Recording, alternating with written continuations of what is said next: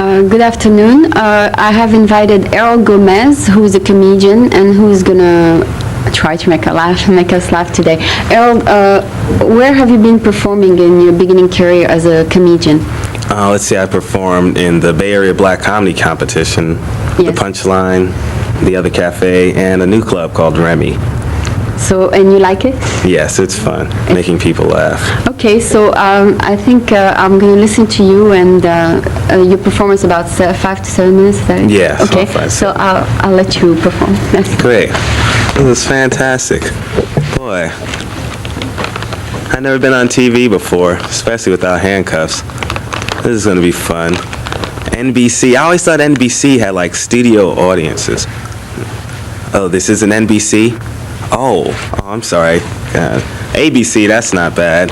ABC is good. I always thought ABC would at least have oh, this isn't ABC.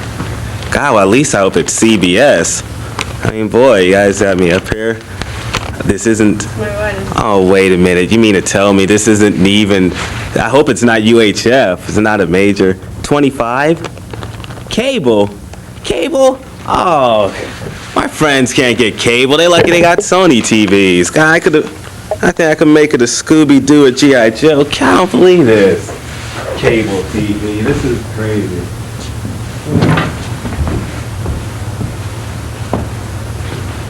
Hey, how did I get out of here? God, I can't find my way out.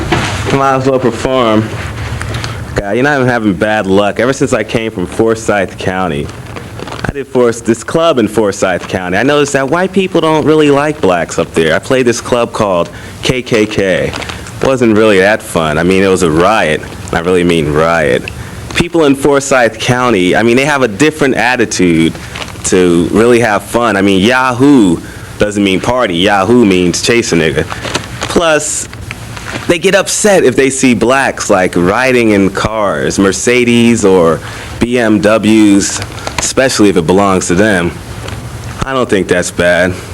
Since I'm on TV though, this is great. I can like promote this new thing I've been doing about fathers who leave their family. You know, I've been reading that like 50%, over 50% of them are black. So, you know, that's not, you know, that sort of makes me feel bad. So like, I start up this campaign with the NAACP called Bring Daddy Home, even if he is a bum. And, you know, it's not really that bad. But the only thing about this is these guys, they're not like, you know, the handsomest fathers around. I mean, we're not talking Billy D, more along the lines of Leon Spinks. And when little Egbert gets up on a Saturday morning and goes in the fridge to get some milk for his Fruity Pebbles, and you got Leon Spinks staring at him from the side of his Berkeley Farms milk carton, you know, this guy is going to go into shock. So the way I figure it is that we can't put them on the milk cartons because the missing children are there. So we have to put them on something like, something big enough just to fit their lips. So something like the side of a watermelon. So from now on, when you go in your local supermarkets, you can find these missing fathers on the sides of watermelons or Geno's Fried Chicken, Jumbo Pack. You know, black people really hate it when I talk about them. Just for the fact that, you know, they're really sensitive. And so, what I figure is why don't we talk about something that really doesn't have to do with blacks, like the ghetto. The ghetto's not all black. I mean, one thing about the ghetto is it's like a foreign country. You know, they like have their own language. So I thought all the teachers in schools should, you know, sort of taken heed to that or sort of change our subjects because our foreign language isn't English. You know, we don't speak English, French. We speak stupid. Plain old stupid. So what they should do in school is, you know, have a course for that. And instead of giving us F's all the time, because you notice all the Mexicans in the ghetto are always flunking English because we think they're speaking Spanish, but they're speaking stupid. So what they should do is like open up a course for stupid. Hey Jim, what are you taking up next year? Oh, I'm taking stupid grammar and pronunciation. The ghetto's not that bad though.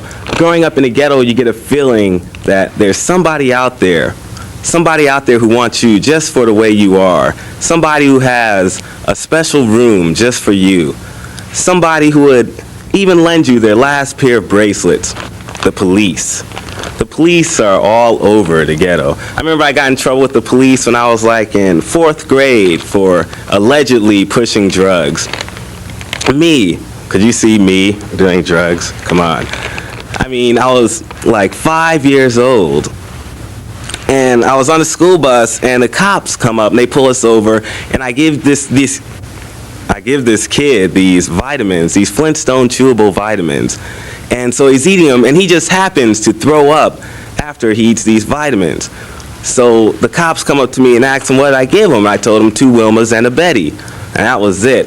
They were ready to take me off right then and there. I also hated Catholic school because, God, it was just no fun. I was like the only black there besides the chalkboard, and the janitor, he doesn't count because he always spoke stupid. Plus our lunches.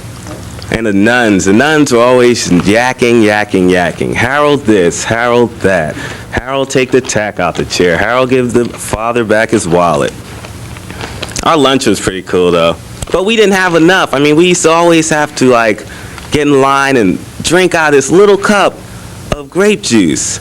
And they would give us this little old bread wafer, which kept getting soggy because there was some guy in a robe sprinkling water on us.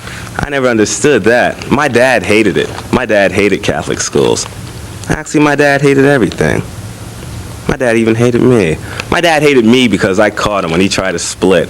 It's like 3 o'clock in the morning, and I get up to get some water, and my dad's like tiptoeing down the steps.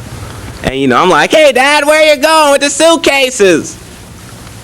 And my mother wakes up, and, you know, oh, I'm not going. I'm just packing a car. My dad, I wish he would have ran away because my dad, like, could not hold a job. My dad would lose a job like this. I think he went through one a month. And we always knew when my dad got fired because he had this I got fired dance. And, you know, he would come home. And as soon as we saw this, we said, oh, damn, Ma, Dad got fired again. And we had this Dad got fired drill we would go through. And my brother would run to the phone, call the unemployment office. I would get the wallet and get the rest of the money, and my mother would lock up all the booze. It was okay.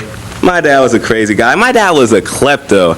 My dad would steal things that he didn't even need. Anything he would steal. And he would come home and swear up and down he didn't take it. And my mother knew he was out stealing. Like, where you been, you old nasty self? I know you out stealing. It's like, oh, baby, I ain't been out stealing. I ain't been out stealing. What you mean stealing? I don't steal. I went out, got some gifts for you and the kids. Check it out. I got you, this is Mercedes. Look, go ahead. Sit in it. Yeah. Oh, keys? No, this is a new kind of Mercedes. No, you don't need keys. You see them wires hanging out right there? Yeah, just touch the blue, the red, and the green one together. Yeah. See, starts right up. No, you can't drive it. The cops, it gotta be painted.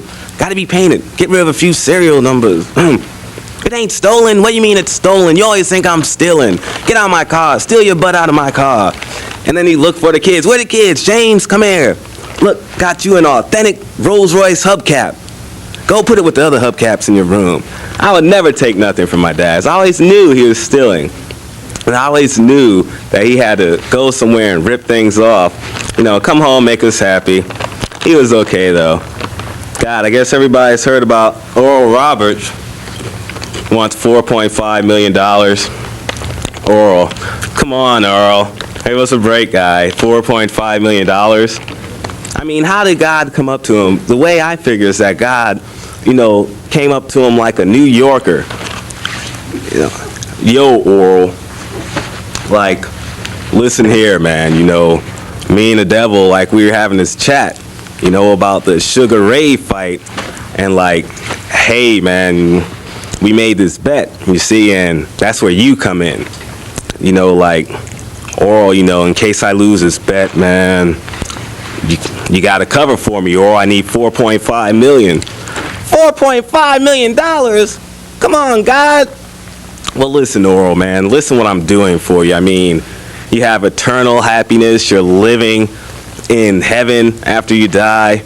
eternal peace. Or, I mean, gosh, man, I asked you for this one favor and you can't get me $4.5 million. Well, I tell you what, Oral, either you have my money or else, you know, you sort of got to go down there. And, you know, I was talking to the devil and, like, he told me what was going to happen to you once you got down there. And it sort of has something to do with your first name, Oral. So, you know, it's pretty hot down there. If I was you, I'd sort of go out there and get that $4.5 million. Okay, Oral, I got to go. And, you know, he just pimps off down the street. I bet you guys are wondering, why am I eating these Laura Sanders chips? You know, I watched this thing on TV called Fight Back with David Horowitz. I think that's his name. Anyways, they like get these products that are supposed to be great. You know, they see the commercials, and if they don't live up to the commercial test, then they just beat this product down. So I got these Laura Sanders, and why don't we try it on the commercial? You know, you take a bite of these chips, and everybody jumps on, you know, everybody wants these chips. So, let's see. Well, now that we know Laura Sanders is a liar, I think this is it for me. And, well, I gotta go. Thank you.